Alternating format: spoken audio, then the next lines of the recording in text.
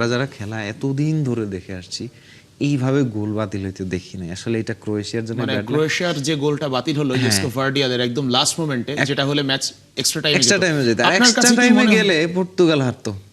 ওই রেফারি যদি ধরেন আরো 2টা অ্যাঙ্গেল দেখে, ভিআরে তো অনেকগুলো অ্যাঙ্গেল থাকে, ক্যামেরা অনেক বেশি, সেমি অটোমেটেড টেকনোলজি আসার পরে ক্যামেরা অ্যাঙ্গেল অনেক বেশি, সো আপনার অপোজিট অ্যাঙ্গেলটা কিন্তু দেখানো হয় নাই। If you ask a Portugal fan, you will also admit যে এই ম্যাচের ম্যান অফ দ্য ম্যাচ হচ্ছে রাফায়েল লিয়াও। রোনালদোর জায়গায় যদি রামোসকে দিয়ে শুরু করা এবং রোনালদোকে যদি লাস্ট 25 মিনিটস বা 30 মিনিটস খেলায়, কোনটা আসলে পর্তুগালের জন্য বেটার হবে?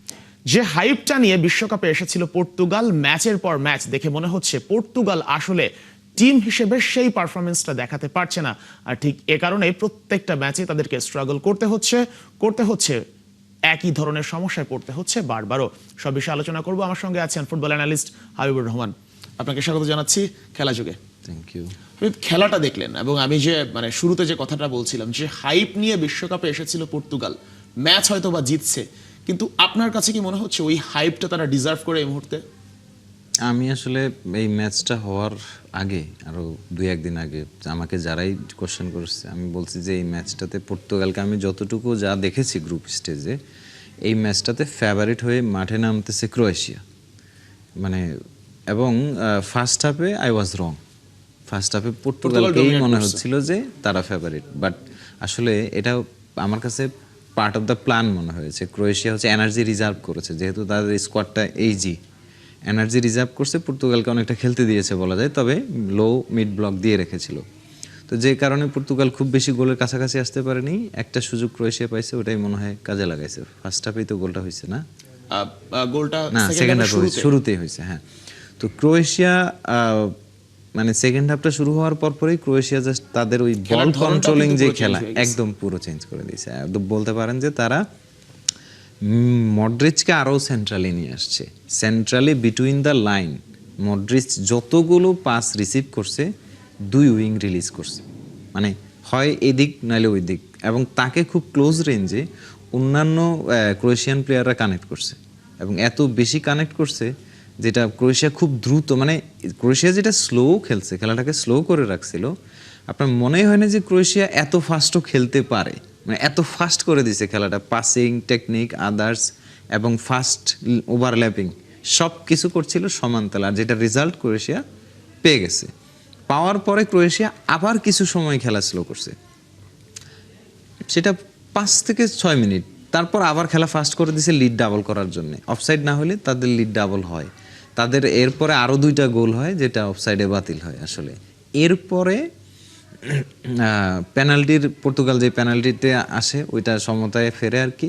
আসলে ফুটবল, এই পেনাল্টিটা কি পিওর ছিল? পর্তুগাল যে পেনাল্টিটা পেয়েছে, যে পেনাল্টিটা এখন ভিআর এর যুগে every slow motion action is a penalty, এটা আপনি আমি মানেন আর নাই মানেন, এটা কিছুটা হলেও ফুটবলের সৌন্দর্যটা নষ্ট করেছে। যেমন ধরেন ভেইগাকে গ্র্যাব করেছে কর্নারের সময়, কর্নারের সময় গ্র্যাবিংটা very much natural in football. আমরা সব সময় ফুটবল, আমরা যারা অনেক আগ থেকে খেলা দেখছি, আমরা এই জিনিসগুলো দেখে একদম অভ্যস্ত। এটা আসলে কিছু একটু ব্যাটল হয়, একটু ধাক্কাধাক্কি হবে, ব্যাটল হবে, অর্থাৎ এমন একটা সিচুয়েশনে আপনাকে গ্র্যাব করছে কিনা যেখানে আপনি বল মিট করতে পারেন, মানে যে আপনাকে না ছেড়ে দিলে আপনি বলটা হিট করতে পারেন, এবং অথবা আপনি বল হিট করতে যাচ্ছিলেন ঠিক ওই সময় আপনাকে গ্র্যাব করা হয়েছে বা জাস্ট আপনাকে টেনে ধরার কারণে আপনি বলটা টাচ করতে পারেন না। কিন্তু ভেইগা অন গ্রাউন্ডেড ছিল, সে জাম্পও করে নাই বা করার ইয়াও করে নাই বা ইন্টেন্টও ছিল না ওইরকম, বাট সামহাউ রেফারির মনে হয়েছে যে না, আমি এখানে 50-50 আমি পেনাল্টি দিতে পারি।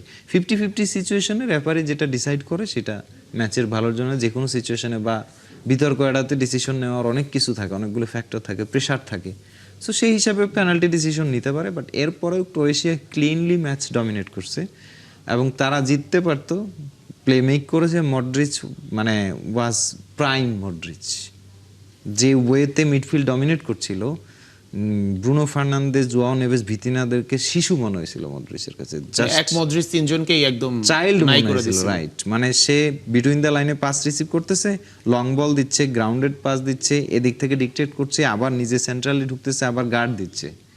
মানে he was like Real Madrid three peat Modric, অথবা যেবার ক্রোয়েশিয়া বিশ্বকাপ পায় ওই রকম একটা ডিসপ্লে দিয়ে দিয়েছিল মডরিচ, এবং ক্রোয়েশিয়া কিন্তু সেই জিনিসটা কাজে লাগাইতে পারে নাই। অর্থাৎ যেই পাসগুলো আসলে এই অফসাইডটা এখন তো মানে অটোমেটেড টেকনোলজি হওয়ার কারণে অফসাইডটা অনেক বেশি মানে চলে আসে, যার কারণে এই সামান্য একটুখানি, তো এটা খুবই লাক বলা যায় যে রানগুলো যদি আর একটু টাইমড হতো তাহলে তো গোলই ছিল এগুলো। ফিনিশিংগুলোও খুবই ভালো ছিল। আর কন্ট্রোভার্সিয়াল যেটা অফসাইডটা, টোটাল 3টা অফসাইডে তো ক্রোয়েশিয়ার যেটা ওই যে ইয়োস্কো ভার্ডিয়াল যে গোলটা করলো, হ্যাঁ এটা আসলে মিতানোভিচ যদি টাচ করে, বলে টাচ হয়, তার ফুটবল রুলস অনুযায়ী দিস ক্যান বি অফসাইড। কারণ তার টাচ থেকে যদি পর্তুগাল ডিফেন্ডার থেকে ডিফ্লেক্ট হয়েছে, বাট সেটা ক্লিয়ার ছিল না। যদি মানে পর্তুগাল প্লেয়ার যদি খেলতে পারতো তাহলে অফসাইড না, সে তো খেলতে পারে নাই। ডিফ্লেকশন কখনো কাউন্ট হয় না। অফসাইড থ্রুতে যদি অফসাইডে বল যায়, অফসাইডই হবে। সো ধরেন মিতানোভিচ থেকে ভেইগা থেকে ক্রোয়েশিয়ান যে প্লেয়ারটা, সেই পর্যন্ত গিয়েও যদি ধরেন হয় তাহলে অফসাইড ঠিক আছে। বাট মানে ভেইগার টাচটা এখানে অফসাইড না অনসাইড হবে এটা বিষয় না। যে অনেকে হয়তো এটা বলতে চেষ্টা করবে যে ভেইগার থেকে বল আসছে তাহলে কেন অফসাইড। বল যদি আপনার অন কোর্সে থাকে, ডিফ্লেকশনে কখনো কাউন্ট হয় না, ডিফ্লেকশনে কখনো প্লে কাউন্ট হয় না। পর্তুগাল যদি এখানে প্লে কাউন্টটা করতে পারতো তাহলে তো ডিফ্লেকশন মানে তাহলে তো অফসাইড হয় না, কারণ সে তার থেকে মানে অপোনেন্ট প্লেয়ার থেকে পাস নিলে তার অফসাইড হবে না। কিন্তু এটা তো প্লে না। তো কিন্তু মেজর কোশ্চেনটা হইলো যে মিতানোভিচের টাচটা লাগছে কিনা। এখন ধরেন ভিএআর একটা অ্যাঙ্গেল দেখে খুবই কুইক ডিসিশন নিয়ে নিছে, ওটা বারবার দেখাচ্ছিল না, হ্যাঁ বেশি দেখায় না। অ্যাঙ্গেল এক্সপ্লোর করাটা একজন রেফারির এই ধরনের ডিসিশন নেওয়ার ক্ষেত্রে কিছু মানে আমরা যারা লা লিগা, ইপিএল, বুন্দেসলিগা বা এই ধরনের লিগ ফলো করি, বিগ ম্যাচ ফলো করি অথবা চ্যাম্পিয়ন্স লিগ, যখন স্লাইটেস্ট কোনো ডাউট থাকে, মানে খুব বেশি ডাউটই হয়, তাহলে এটা রিওয়াইন্ড হয় কয়েকটা অ্যাঙ্গেল, একটা অ্যাঙ্গেল দেখে ডিসিশন নেওয়া। বা এবং যে মিটারটা শো করা হয়েছে স্নিকোমিটার মেবি, ওখানে টাচের দেখানো হচ্ছে। আচ্ছা এই মিটারটা আসলে বাতাস থেকেই তো নেই। এখন ধরেন বল যে অ্যাঙ্গেল থেকে আসছে ওখান থেকে দেখা যাচ্ছে যে ওই প্লেয়ার গ্যাপটা আসলে দেখা যাচ্ছিল না ওই অ্যাঙ্গেল, কিন্তু আরেকটা অ্যাঙ্গেল থেকে গ্যাপ আছে, that means it's not a টাচটা লাগে নাই। যেহেতু আরেকটা অ্যাঙ্গেল থেকে গ্যাপ দেখা যাচ্ছে, একটা অ্যাঙ্গেল যখন আপনি পেছন থেকে অ্যাঙ্গেল দেখবেন তখন আপনি বুঝবেন না যে টাচ লাগছে কিনা, কারণ প্লেয়ার তো হেড দেয়ার ট্রাই করছে। আর ধরেন এখানে যদি স্লাইটেস্ট টাচও লাগে, বলের কিন্তু কোর্স পরিবর্তন হওয়ার কথা, সামান্যতম লাগলেও, কারণ বলের স্পিড ছিল, কোর্স পরিবর্তন হয়নি, বলটা সোজা এসে ভেইগার মাথার উপরে ড্রপ করছে। তো এখন যেটা হয়েছে সেটা হচ্ছে ধরেন এই বলটার কোর্স চেঞ্জ হয় নাই, মানে টাচটা লাগে নাই। বেসিক্যালি আমরা যারা খেলা এতদিন ধরে দেখে আসছি, এইভাবে গোল বাতিল হইতে দেখি নাই। আসলে এটা ক্রোয়েশিয়ার জন্য মানে ক্রোয়েশিয়ার যে গোলটা বাতিল হলো ইয়োস্কো ভার্ডিয়ালের একদম লাস্ট মোমেন্টে, যেটা হলে ম্যাচ এক্সট্রা টাইমে যেত। এক্সট্রা টাইমে গেলে পর্তুগাল হারতো, because Croatia was on the gear. হ্যাঁ, মানে এবং ক্রোয়েশিয়া পর্তুগালের টায়ার্ড লেগে আসছে পরের দিকে, ফ্রেশ সাবস্টিটিউটগুলো ভার্ডিয়াল যেটা আসছে, তার মানে কনফিডেন্স বেড়ে যেত। মানে পর্তুগালের রোনালদো নাই, তাছাড়া আরেকটা বিষয় হচ্ছে পর্তুগাল টিম কিন্তু হাফাই গেছিল, মানে না হলে এই এক্সট্রা টাইমে এই গোল তো খায় না। এবং ক্রোয়েশিয়া ফার্স্ট হাফে ধরেন লিড নেওয়ার পরে যে আবার গোল খাইছে পর্তুগাল, এটার কারণ হচ্ছে পর্তুগাল খেলায় টিকতে ছিল না ক্রোয়েশিয়ার সাথে।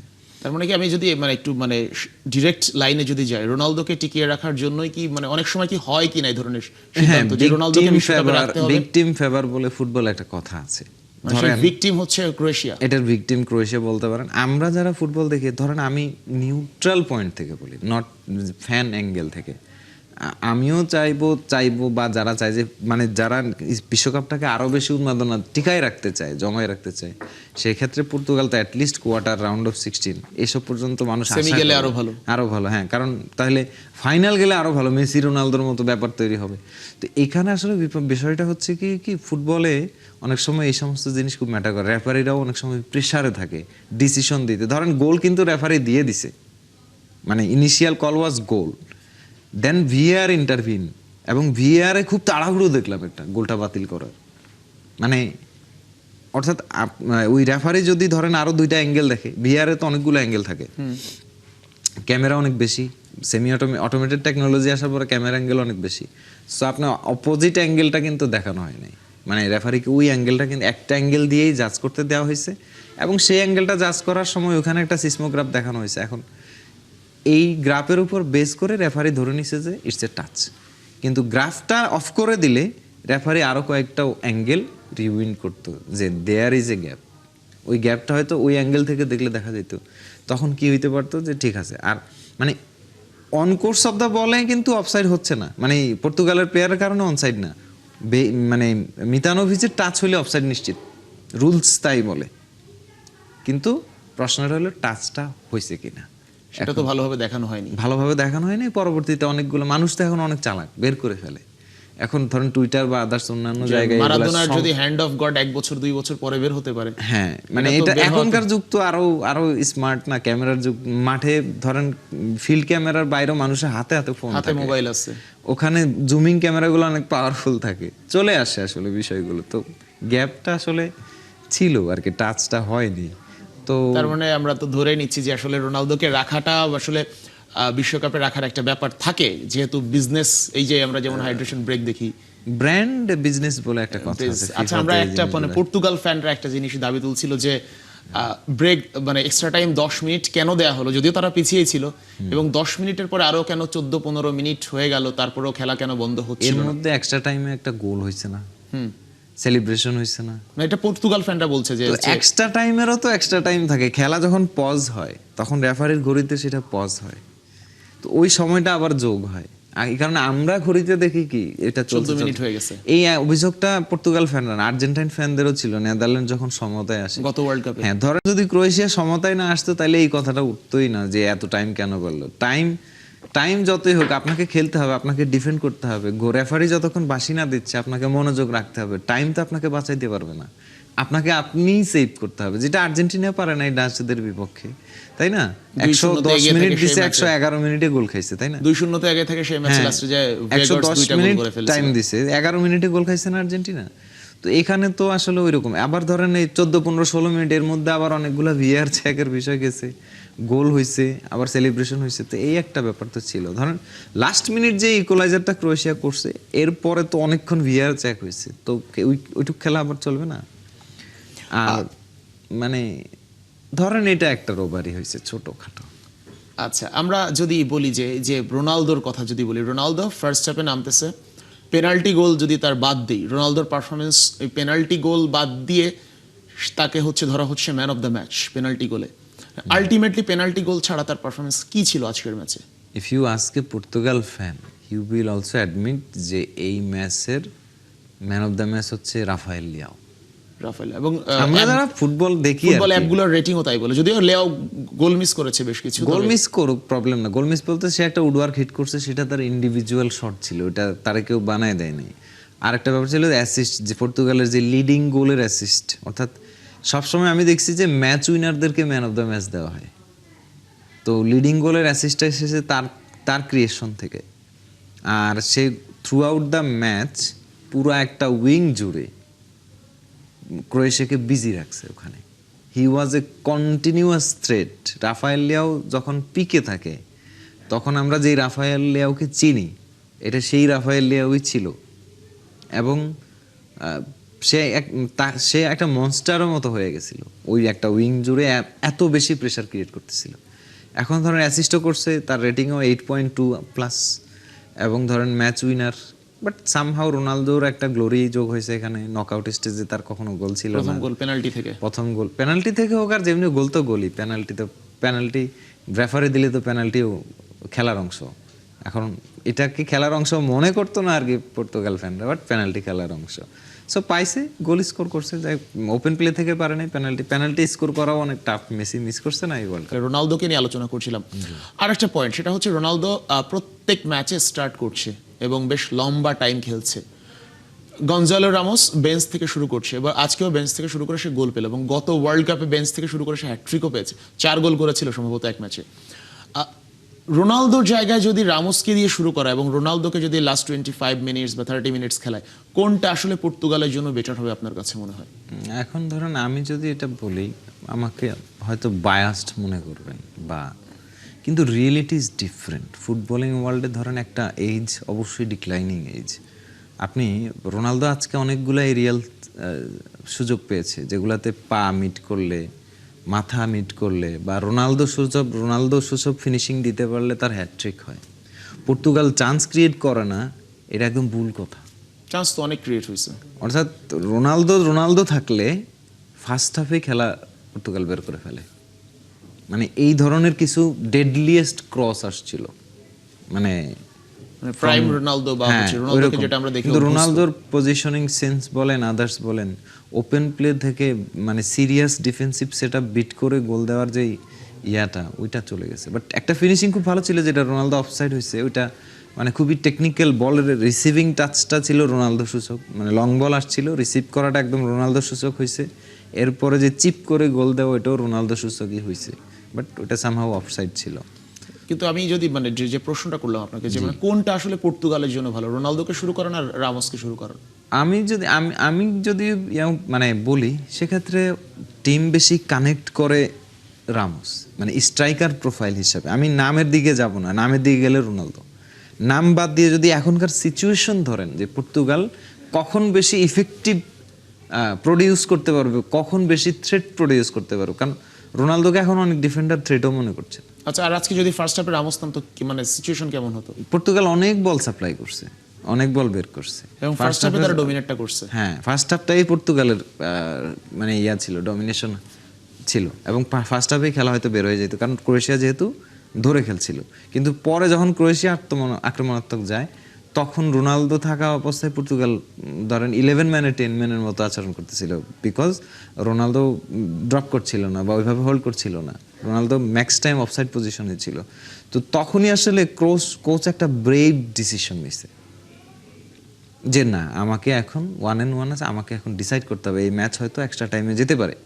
ওই এক্সট্রা টাইমে যেতে পারে ওই জায়গা থেকেই হয়তো কোচ বুঝতে পারছে বা কোচ রিয়েলাইজ করছে যে না, আমাকে এখন সমালোচনা বা আদার্স চিন্তা বাদ দিয়ে টিমের জন্য ভাবতে হবে। ওই সময় রোনালদোকে সাব করানো হয়, and that substitute was impactful. আসলো এবং খুবই মানে এটাকে কি বলে, খুবই টাইট অ্যাঙ্গেল থেকে হেড বের করছে রামোস।